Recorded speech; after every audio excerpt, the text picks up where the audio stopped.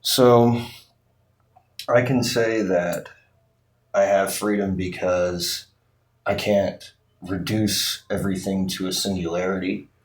It has to be, if I am going to reduce it, then the most that I could possibly reduce it would be to reduce things to distance, the non zero distance between the center, the volume, and the periphery of any given location.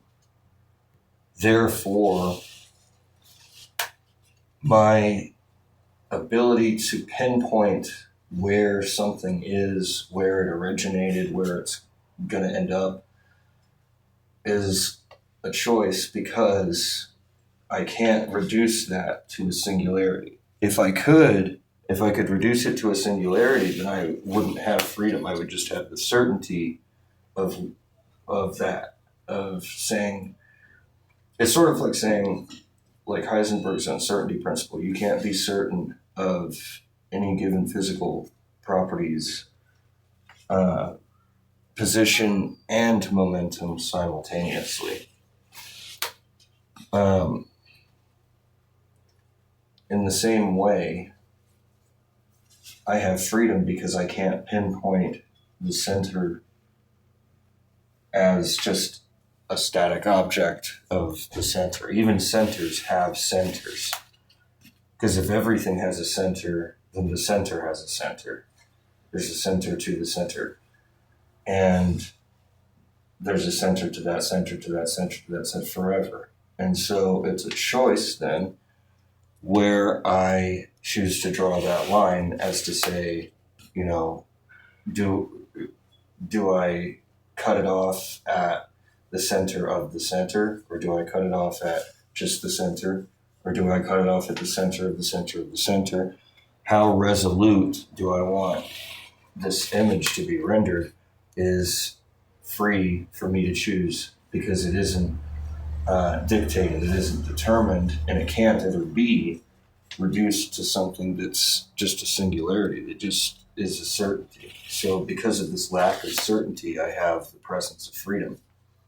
But I can't say why that is. Why is it the case that things can't be reduced? So the way that I'm going to make this theory work is that I start by assuming that there is this freedom, right? And then I derive the center, the volume, and the periphery from that, rather than trying to derive the freedom to choose from the center, volume, and periphery of any given thing. Because there's not really a reason as to why things are the way that they are. It seems like it kind of goes in a circle or a loop because there's this limit, and this limit of understanding, this limit of, I don't know what you would call that, a limit of discernibility that exists because, like I said, I'm going to just assert it and just call it at that point and say that we do have it. We have that freedom. There is that distance. But I have to assert that into being because it's the most basic that I can get. Because if, for example, the whole thing is all about deontology or ontology. So if I use ontology and I say, okay, well then let's look at the exact origin, there isn't an exact origin. And that is because of that distance between the center, the volume, and the periphery of the origin. So even the origin can't be reduced to a singularity. Even the origin, I can't be certain of. I can't reduce that all the way down to something that can't be reduced further, because I can always reduce it further because the center has a center, and that center has a center, and that center has a center, and I can constantly reduce, and it never gets finished. There's never that final reduction where It's absolutely irreducible after that point. There is no such thing as absolute irreducibility unless you want to talk about existence as a totality. And you really can't reduce that, because if you do, then you end up with that same problem. As soon as you make the reduction from the totality of reality to any specific part thereof, then you've got that same distance formed between center, volume, and periphery. So I think that I did have it right originally when I said I'm going to have to call it there, and I'm going to have to just assert freedom into the theory and assert that there is such a thing as freedom. And then I derived from that the definition of possibility and the reason why there's always those that room for further reduction. The center, the volume, and the periphery having distances from each other. And then, of course, I could say, well, that ultimately has something more to do with there being a distance between the center, the volume, and the periphery. That has more to do with there being an extension, that I can derive that from the fact that everything has to extend into space in a non-zero way, or else it wouldn't exist. But why does it have to do that? Why does something have to extend into space? Why can't it just be some irreducible point? There isn't a logical reason or justification for that. You could, at that point, revert to empiricism and say, well, empirically show me something that doesn't extend into space, and then I'll tell you you're crazy, because whatever it is you just showed me can't be shown to me without extending it into space. That's about as close as I can push it, but I don't think I can push it any further than that. And that limit of it being like, well, you can't show me anything that doesn't have this distance in between the center, the volume, and the periphery, this extension into space. And then I can say, well, that's because space exists. Well, what about things that don't have space? And things that don't have space wouldn't have a center, a volume, or a periphery. And those would probably also be irreducible, or at least indiscernible. Definitely indiscernible, because I can't discern anything that doesn't extend into space. But basically what that means is that I'm deriving the freedom, I'm deriving the choice from space, from there being a law of displacement, where everything has to extend into space, and no two things can occupy the same place at the same time, and no two places, and no place can be occupied by more than one thing at the same time. So that law of displacement has to deal with the assertion that everything has some space. So I can actually derive freedom from that, from space. Because that's what I'm saying is that since I can't pinpoint anything for sure, because there's always that extension into space that gives us the distance between center, volume, and periphery, and everything that I could ever discern has that. That's all because of discernibility, and that all has to deal with the limits of discernibility requiring something to extend into space for me to be able to discern it. But very much like Kant, that doesn't presuppose that existence has to be that way. That presupposes that we can't see it any other way, but it doesn't make it so that existence itself has to be that. It just makes it so that we can't understand it any other way than that. So I'm still looking at, I can derive freedom from space. I can derive space from the law of displacement and the law of extension into space, that everything extends into space, at least some, in order for me to discern it. But that's where I'm deriving that necessity from. I'm not deriving the necessity from an inherent quintessential nature of existence. I'm deriving it from the need to discern it. So it's a limit of discernibility. So I could say then that in order to relate to something, there has to be a space in between me and that thing, that I can't discern anything that I'm standing directly on top of, right? I have to take a step back from it so that I can see it, and so that there's a distance in between me and it. And that's the distance that I'm using to derive the freedom and the choice and all that stuff from. But like I said, that distance doesn't exist necessarily in and of itself. It exists only necessary to discernment. So that if I'm already in a position of discerning, then there must have been space for me to discern whatever it is that I'm discerning.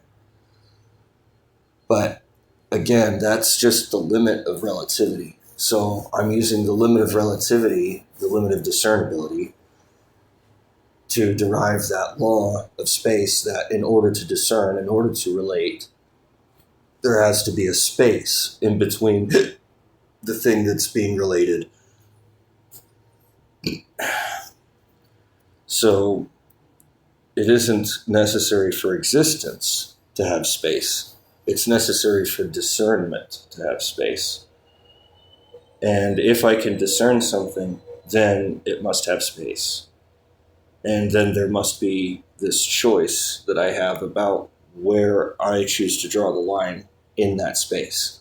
There is space, but where in that space I choose to focus on, whether it's the center, the volume, or the periphery, all of which must be distinct from each other, and all of which must have an infinite resolution, meaning I can always go to the center of the center of the center of the center of the center. And it's a choice which of those centers I choose to draw the line at, because there's an infinite number of them, because it's infinitely resolute, so that I have the choice to do that. But that's all because of discernibility and the limits thereof. So I'm really describing and deriving freedom from the laws of extension into space and displacement in order to derive freedom from the limits of discernibility and relativity itself. As a two-reference system, there has to be a space in between those two references in order to discern them apart from each other. So that is where the freedom comes from. I'm asserting it by asserting the field of relativity and saying that the field of relativity exists, and then deriving from that field of relativity the necessity of freedom to choose to focus on the center, the volume, or the periphery of whatever it is that I'm discerning.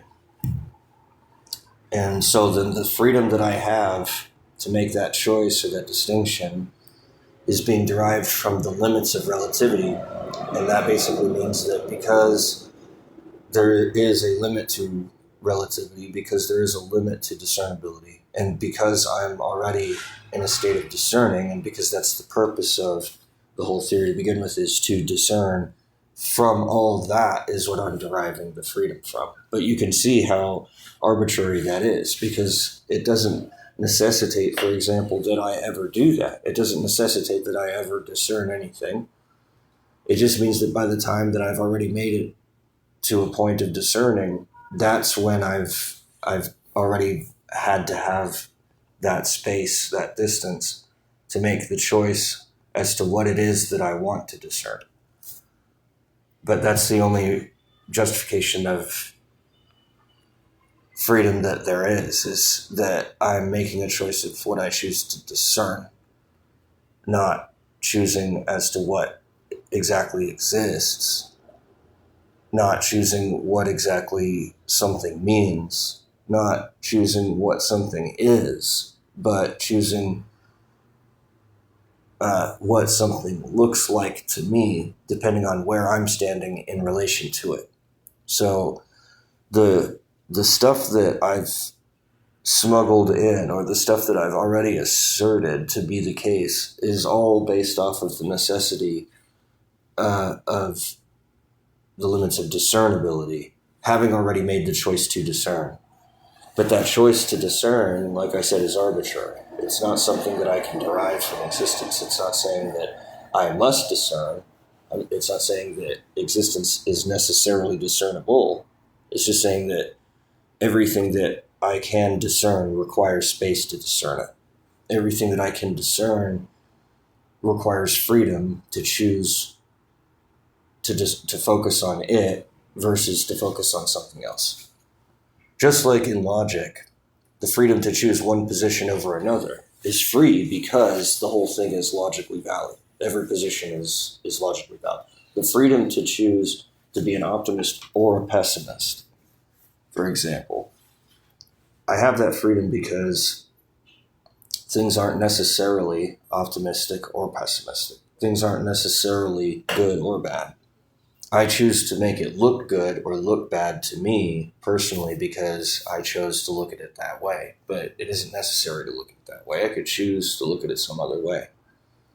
So all of that is to say that I'm at a hard limit of what it is to be a two-reference system is to have space in between the two reference. If there is no space in between those two reference, they collapse into a single reference system. At that point, I can't discern, and then I can't logically derive any justification thereof. So if I do, I could even say, in order for there to be logical validity, in order for there to be any rational system at all, it has to have a two-referent limit, where if you go to a one-reference system, it necessarily loses all logical validity. I can no longer validate any claim that's made about that because I can't use a two-reference system to validate it because it's a one-reference system at that point. So what that does is it says that if you want to logically validate any theory, the furthest that you could take that is to reduce it to a two-reference system, not a one-reference system. By the time you get to a one-reference system, then you no longer have discernibility. You no longer have space or time in order to have this gap in between the one and the other in order to contrast and compare them. You just have the one referent by itself. That one referent then necessarily being subjective is an artistic kind of thing. It can't be logically rationalized. So, there's that. There's the fact that existence itself is just built that way, where if you want logical validity, if you want rationale, if you want any theory at all, then you have to have two reference at the minimum. And then you can make as many as you want after that. But there's no way of validating anything before that point. You have to start there. You have to start at the two reference system, not because that's where existence begins, but because that's where existence begins to be discernible. It's because that's where things begin to be logically validated, where you can validate it logically. You can't logically validate a single referent because that's subjective. That's something that's necessarily fundamental and is smaller than logic and justifies logic rather than being justified by logic. It's the thing that justifies the logic. So my single referent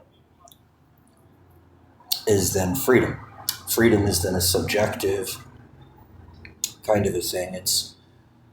I had called it space, but freedom is itself a single referent. And so it's a subjective thing. It doesn't really have a logical rationale. I could say that in order to have freedom, you have to have choice. You have to have a multiplicity of different types of things, which then requires space. But that's the freedom to do something. Freedom itself, as isolated from everything else, freedom in and of itself is a one referent system, with the one referent then being the freedom. Now, if I have that freedom, then it's two referents, because there's me and then there's the freedom that I supposedly have. And those are the two referents at that point. And if I collapse that, where I say that the freedom is inside me, then I lose the two referent distance necessary to make the choice or the distinction of the discernibility between the freedom that I have and me, the person that I am. If I make that distinction between the two, then it becomes relativistic and it's a two reference system, and I can logically validate that through my self-relation. But if it's just the freedom itself, not my freedom, but just freedom itself, then it's a one reference system. At that point, I can't logically validate that. I can only say that it either is or isn't there. Now, if I use freedom as my one referent to then build the zeroth dimension out of that, because that's what I've been searching for these 15 years that I've been working on this book, is what is that single referent from which I can derive everything else. And then I found through the course of my studies that you actually can choose anything. It doesn't matter if it's space, time, freedom in this case, or whatever you want to choose. You can choose to start with a fucking shoelace if you want to. It just depends on whatever it is that you want to start with, which, like I said, is arbitrary. You can't determine which one that is. And that's why there is this choice, is because there isn't a necessary beginning. You begin with what you choose to begin with, but my choice to start with freedom is no more or less valid than, for example, Kant's choice to start with space. Because Kant kept saying, well, I can't envision anything that has no space. I can envision things that have no time, but I can't envision things that have no space. His criterion for something existing was something existing that is discernible. And the whole problem that most people had with Kant, and still do have with Kant, is he has this anthropomorphic view of reality, where reality somehow has to conform to our abilities and lack thereof. And somehow, magically, existence has to conform itself to our limits, in which case Kant derives everything from whatever we have limits with. Well, then existence must have those limits. And it's like, well, that's just arbitrary, Kant. Where'd you get that from? Why would you think that existence would rely on our ability to understand it? Because we obviously didn't have an ability to understand existence before existence existed, because whatever our view was didn't exist to create existence. So that's obviously false. That's the problem with Kant's view. This noumenal view of reality, that somehow reality has to be discernible. It doesn't have to be discernible. It's just that by the time we've made a discernment, by the time that we have already discerned something, that must then be discernible, obviously, because we chose to discern it in the first place. But as to why we chose to make that choice to discern it in the first place is arbitrary. It's not necessary. It's not necessary that existence is discernible. It could be indiscernible. There's lots of stuff in existence that is indiscernible. A black hole is indiscernible. I can't discern exactly what is in a black hole. I can't ever derive the information back out again. Once the information goes in the black hole, I never get it back out. It's lost. So, and yet it exists. It's there, but I can't discern it. I can't extract it back out again. I can't make use of it. But it's there. It's like a book that I can't reach it to grab the book to read it, but I know that the book is there, but it fell into a hole and I lost it. Now I can't find it, but I know it exists, but I can't read it anymore because it fell into this crevice and I don't know where it is anymore.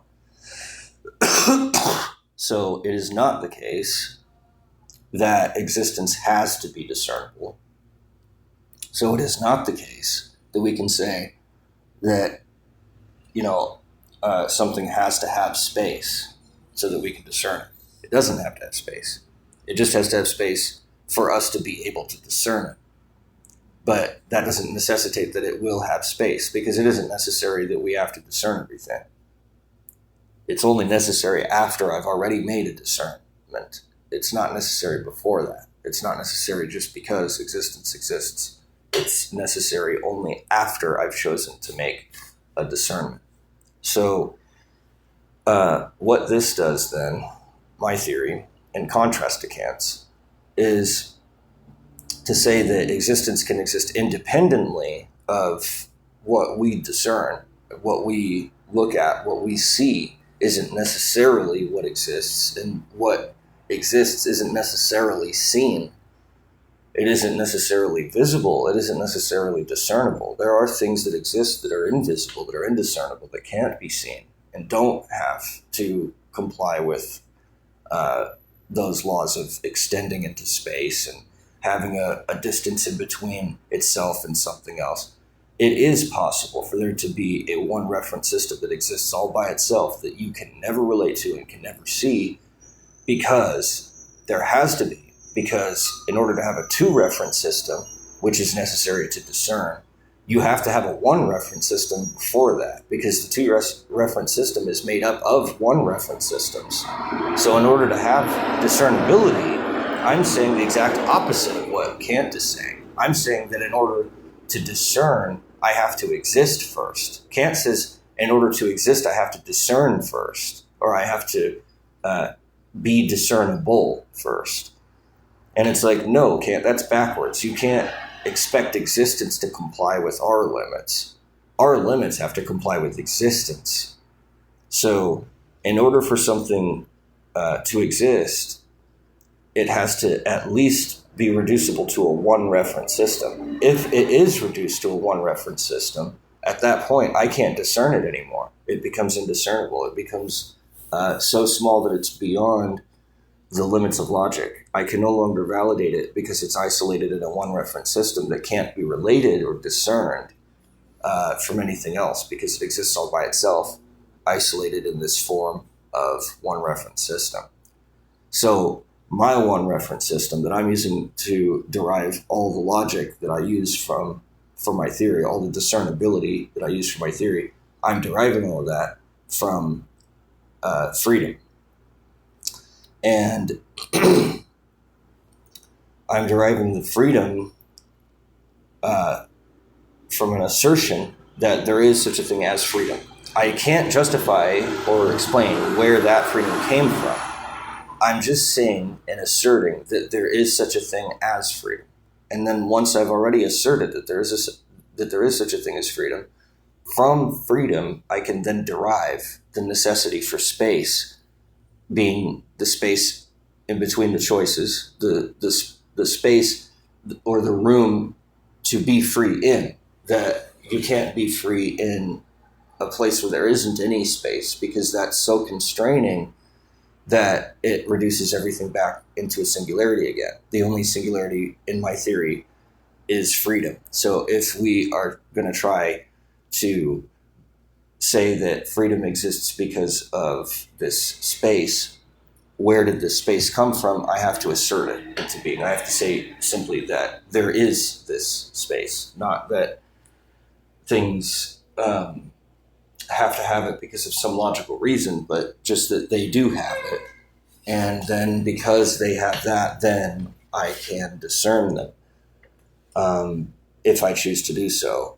If they aren't limited to a one reference system, like some things are, like that information in the black hole, causally, I can't interact with it anymore. So it isn't discernible, but it does exist. And so where does it go? It obviously doesn't cease to exist simply because it becomes indiscernible the way that Kant would posit that it would. Kant would say that if you were to drop anything into a black hole, that it would cease to exist because it's no longer discernible. I can't discern it anymore, so prove it to me that it exists, Kant says.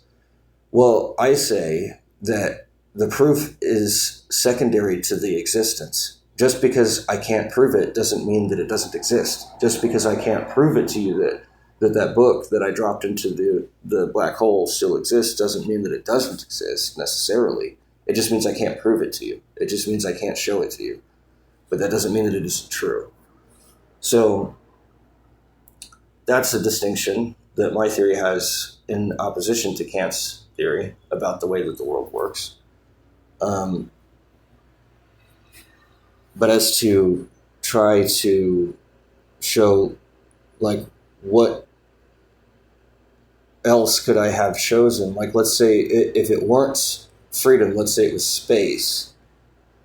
What's the difference there? If I chose space as the primary origin, as the asserted beginning, and then I derived, let's say, freedom and everything else from space instead of deriving space from freedom, if that's the way that I chose to do it, then what would that look like? Well, if I assert that there is space and then I derive freedom from that space, to say freedom is a subjective interaction with that space, being that the space is defined by a lack of constraint or a lack of obstruction or a lack of impossibility, the freedom is the expression in that place, right? And then everything that I derive from that would be expressive, would be something that would be like subjective at that point, but not necessarily relative the way that space is. And I could say that if we're starting with space, that everything is ultimately made up of space, instead of everything being ultimately made up of freedom or independence.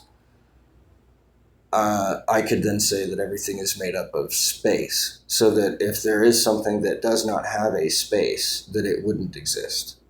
Just like with the theory the way that it currently is. If something had no freedom, if it had no independence, then it wouldn't exist. It's a slight difference, but it is a difference. So by starting with freedom, and with freedom being at least seemingly more subjective than space is, the theory that I'm deriving is going to be more mystical, having been derived from freedom. It's ultimately subjective, because freedom is subjective. Freedom is a subjective kind of state. It's not like space, where space is kind of inert. It doesn't really have a spirit. It doesn't really have a subjective bent to it. Space is just sort of, I almost want to use the word plastic, neutral, dead, inanimate, inert, static,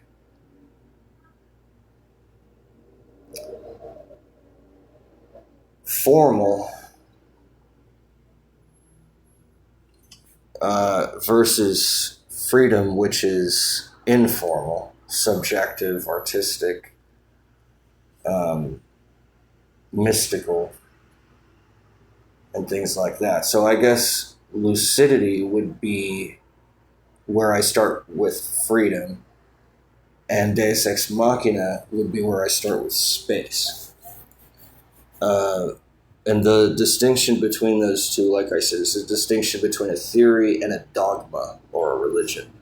They're similar, they're really similar, but the difference between religious dogma and a formal theory is that a formal theory is wholly within the realm of logic. And as soon as you go past logic, you don't have any more justification. Whereas with a religion, with religious dogma, that's ultimately subjective, and everything is derived from some subjective nature or a subject themselves, and it makes everything mystical. Whereas if I start with space, it's not subjective then, so the origin is not mystical, it's formal, mathematical, cold, but calculable, almost mathematical, I guess. So while they have very similar operational limitations and definitions, freedom is distinct from space in the sense that freedom is a subjectively defined term. It's something that I can't define in any way other than by making reference to my own subjective state. I have the freedom to be happy or sad. I have the freedom to look at it this way or that way. I have the freedom to love or hate it. I have the freedom to choose it. Like, these things are all subjective. But to say space, that's different, because then that is much more inert, much more sterile. Because then I'm saying, instead of freedom, I'm saying that I have space, that there is space, that there's this side of the coin, and then there's that side of the coin. And that's a hell of a lot different than saying, I can look at it this way or look at it that way. It's a subtle distinction, but it's got a vast chasm of difference between the two. Because when I say there's two sides to every coin, where that's formal, that's something that I could formalize and I could calculate, and I could even calculate the distinction between one side of that coin and the other side of the coin. Whereas subjectively, the way that I choose to look at something, that's going to be artistic. That's going to be something that has to deal with just the way I personally view it. And it ceases to be a professional endeavor. It's a personal thing then. And so while it's the same kind of a mechanism, the one who's performing it isn't the same. If it's space, it's more of like a calculator performing the function. If it's freedom, it's more of a subject performing that function. It's the same function, but it's being performed by two different entities. One of them is a subject that results in freedom. One of them is a form, and that results in space. So I guess that's how I would do it. And then if I were to choose something entirely different, let's say time, just to show the distinction even further, if I were to use something that's entirely outside the bounds of the theory, like time, and say that everything started with time, and that time is my one reference system that I'm deriving every two reference system from, then, that is a completely different theory, because then I'm saying, instead of space being fundamental, that there is time. And time is a measure of change. Without change, there is no time. Space is a measure of form. It doesn't necessarily have to change. Now, you could say, well, there has to be a change from one side of the coin to the other, but that's not true. They don't have to change. There doesn't have to be any movement in space. It could be a space with no movement. Kind of like a black hole, I guess. There could be a space in which there is no movement, but there cannot be a movement in which there is no space. So it's slightly different. And like I said, everything that you could ever choose to put at the center as the central axiom from which you're deriving everything else in whatever theory that you have, that results in whichever theory that you have, because it's centered on whatever that assertion is. And so what that means is there's a central axiom for every theory, and there's a theory for every central axiom.